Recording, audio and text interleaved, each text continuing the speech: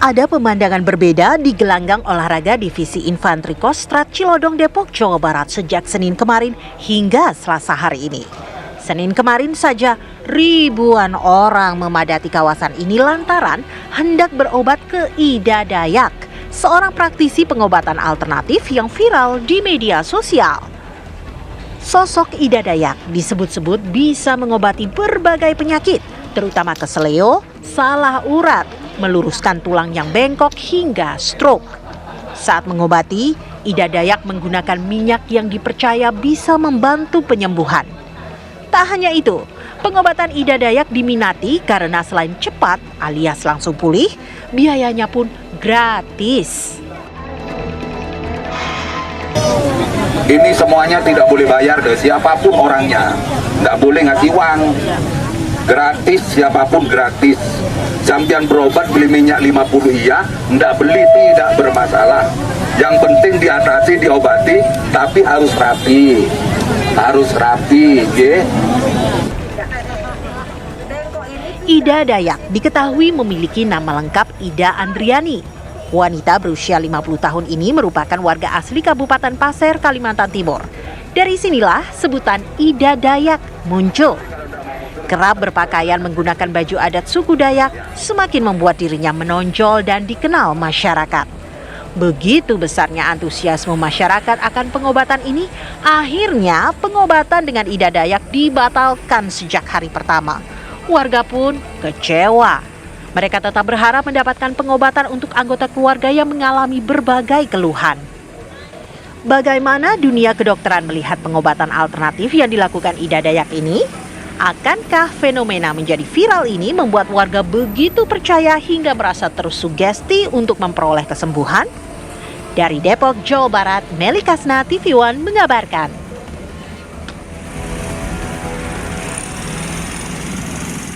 Mengenakan kostum adat yang khas dengan ornamen di rambut, dengan ada sedikit gerakan-gerakan yang unik seakan sebuah ritual. Plus kemudian mengambil ataupun juga menyentuh bagian tubuh dari pasien yang sakit, kemudian ditarik, dibengkokkan, ditekuk dan sebagainya.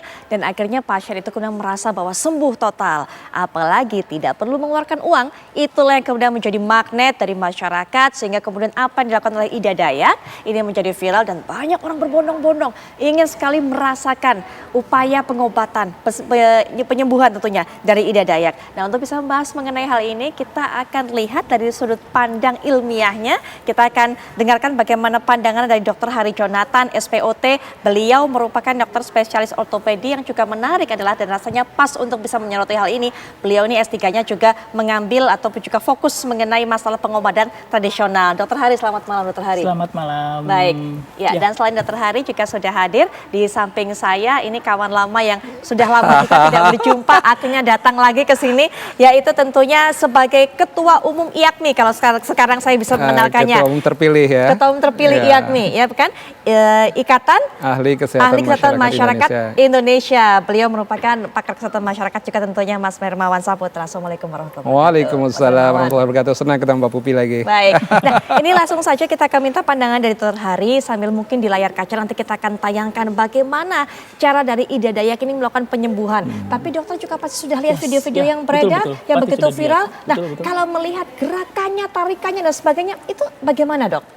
Pertama yang harus kita lihat, kalau kita melihat gerakan-gerakan seperti itu, seorang dokter pasti akan merasa ngilu ya, merasa sakit ya. Karena apa? Kondisi kelainan atau kita sebut deformitas di sini, itu penyebabnya banyak. Bisa disebabkan karena kelainan lahir, bisa disebabkan karena ada patah tulang, bisa disebabkan oleh stroke, hal-hal lain tadi lah. Tapi di sini itu semua harus kita teliti dulu satu demi satu apa penyebabnya supaya nanti kita bisa memutuskan nih apa tindakan yang bisa dilakukan. Nah, sementara di sini kita lihat apapun deformitas yang terjadi, apapun bentuk yang tidak lurus yang ditemukan dipaksa untuk diluruskan. Nah, itu bahaya nggak dok? Nah, dalam pengobatan kasta tertinggi adalah first do no harm. Jadi jangan sampai pengobatan yang kita lakukan ini malah menciderai. Nah, itu yang harus dipastikan dulu.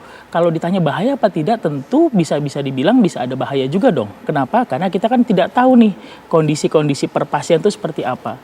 Mbak yang misalkan sudah 3 hari nggak bisa nekuk tangannya sama yang sudah 3 tahun kan berbeda ya Mbak, pasti posisinya.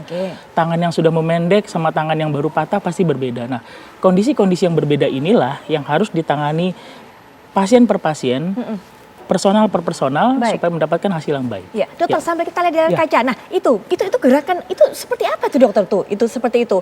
Nah, pertama ini kita bisa lihat di sini tulang dan sendi. Sendi adalah sambungan antara tulang. Nah, kita lihat manipulasi yang banyak dilakukan di sini dilakukan di sendinya dan juga manipulasi dilakukan di tulangnya. Sebenarnya untuk bisa melakukan hal seperti ini dulu kita harus tahu kondisi di dalamnya seperti apa. Jadi seperti Dokter Hermawan tadi bilang ada evidence base-nya dulu. Ronsennya seperti apa, apakah tulangnya kondisinya masih cukup bagus apa tidak. Karena jika kita paksakan bukan tidak mungkin tulangnya lurus, tapi kondisi sarafnya, kondisi ototnya, dan kondisi yang lainnya bisa menjadi ada masalah juga tuh nanti di situnya. Bisa rusak. Bisa terjadi kerusakan. Artinya malah ada masalah baru, begitu? Bisa jadi ada ke sana. Nah ini kita juga lihat, ini bagian yang berbeda dengan yang tadi. Ini bagian siku, bagaimana melihatnya dokter? Nah, kalau yang dilihat dari sini sebenarnya siku ini memang sudah beberapa lama tidak digerakkan nih. Jadi memang sudah agak kaku, bentuknya pun sudah agak berbeda, kelihatan mengecil. Nah, tapi di sini ya oleh Ibu Ida ini dicoba untuk diluruskan, dikembalikan seperti sebelumnya. Seperti tadi saya bilang, kita tidak bisa menilai hanya dari luar, karena kan untuk mendiagnosis sesuatu harus ada anamnesisnya, ada ronsennya, dan lain-lain juga. Tidak bisa langsung untuk dipaksa lurus. Dan kita lihat pertunjukan-pertunjukan teatrikal seperti inilah yang membuat juga orang menjadi lebih tersugesti dan juga lebih attach ke pengobatan yang dia lakukan karena ada semprot-semprot airnya, ada sentuhan yang kadang-kadang memang jarang sekali kita temukan ya kalau berobat ya. Kok saya berobat nggak dipegang apa gimana? Nah ini kan ini sentuhan ini yang penting memang. Adegan-adegan dramatis seperti ini kemudian yang membuat masyarakat, nah itu dia sampai diputar seperti itu. Mas Hermawan, masyarakat begitu yakin. Padahal tadi kita dengarkan Dokter Hari juga bilang, Mas Hermawan bilang bahwa semuanya itu harus dironsen, diperiksa dulu. Tapi ini cukup meyakinkan untuk masyarakat, mereka pun percaya. Ya, sebenarnya gini, pemerintah itu sudah melakukan kanalisasi terhadap model pelayanan kesehatan tradisional. Kita menyebutnya di situ ya. Ada 2 sisi. Ada istilah perdukunan, ada istilah pelayanan kesehatan tradisional. Pelayanan kesehatan tradisional inilah yang dikanalisasi pemerintah pada 3 level. Ada yang disebut dengan pelayanan kesehatan tradisional empiris yang didapat dari turun-temurun, dibuktikan lebih dari 5 tahun, udah banyak buktinya, dan memang ada proses regenerasi.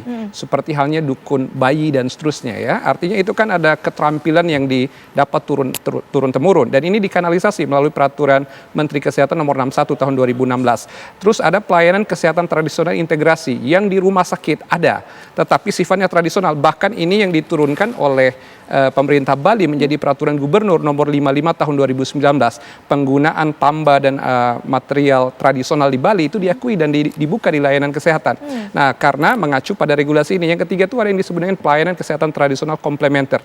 Nah, ini berdasarkan peraturan Menteri Kesehatan nomor 15 tahun 2018. Nah, maknanya bahwa negara melalui pemerintah itu mengakui adanya suatu model pengobatan yang sifatnya tradisional, tetapi juga ada yang komplementer ketika ada riset biomedis dan juga biomolekular yang membuktikan bahwa secara sains itu mendukung. Jadi komplement terhadap hasil-hasil pelayanan kesehatan modern begitu ya. Nah, tetapi memang sebaiknya model praktek di daerah dan juga tradisional itu harus terregister, harus terdaftar, dan memang ada izin mulai dari pemerintah daerah pada level kabupaten atau kota. Dengan demikian semua proses yang diberikan ada proses yang saintifik, tapi juga ada jaminan terhadap resiko apabila terjadi resiko. Karena masyarakat kita kan memang masyarakat yang cukup nyaman ya dengan yang disampaikan bagaimana proses sentuhan, kemudian gerakan yang spesifik lokal atau tradisional, belum lagi dengan pendekatan-pendekatan yang komunikatif. Itulah yang membuat orang tersugesti dengan baik. Tetapi secara prinsip bahwa pelayanan kesehatan tradisional itu ada, bagian dari upaya kesehatan masyarakat, tetapi memang harus terdaftar dan saintifik juga pada akhirnya. Nah, ini kita belum tahu ini terdaftar atau tidak, apakah sudah riset atau tidak, nanti kita akan gali lebih dalam lagi dengan para narasumber, termasuk juga saya penasaran Dokter Hari. Kalau itu ternyata belum diketahui dalamnya ada apa, belum dironsen dan sebagainya begitu. Tapi kok bisa hanya dengan sekali tarik itu sembuh? Itu sebenarnya apa yang terjadi? Tapi nanti mungkin Dokter Hari bisa jelaskan, tapi setelah jeda berikut ini kami segera kembali.